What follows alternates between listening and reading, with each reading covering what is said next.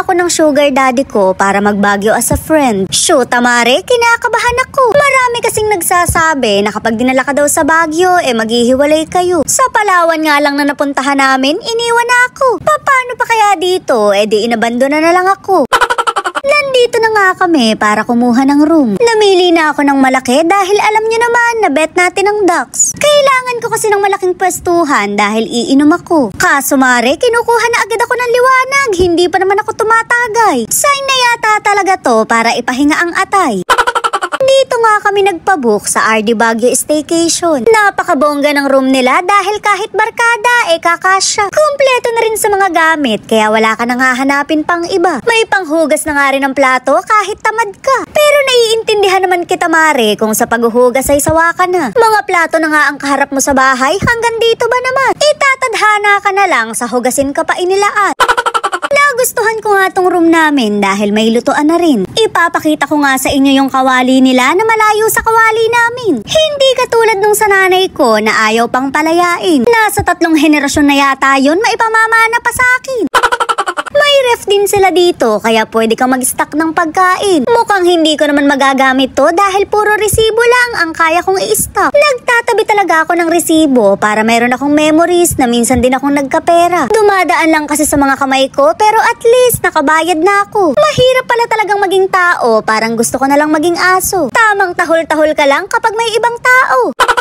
May balcony rin sila at sariling parking. Pag akyat mo naman din may makikita kang sugar daddy. Syempre pinalayas ko muna para mapakita ko yung bed nila. Napagkarami ng higaan kaya pwede kang magdala ng barkada. Pero dahil masama ang ugali mo walang gustong sumama. Charis!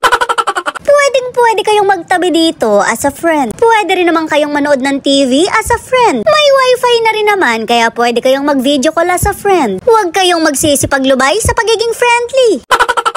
Syempre may banyo rin sila dito kung gusto mong magtampo. Alam kong malamig dito kaya tatama rin kang maligo. Pero huwag kang mag-alala dahil may heater naman dito. Ikaw nang bahala kung ayaw mo pa rin maligo. Hindi naman kami ang mamamaho.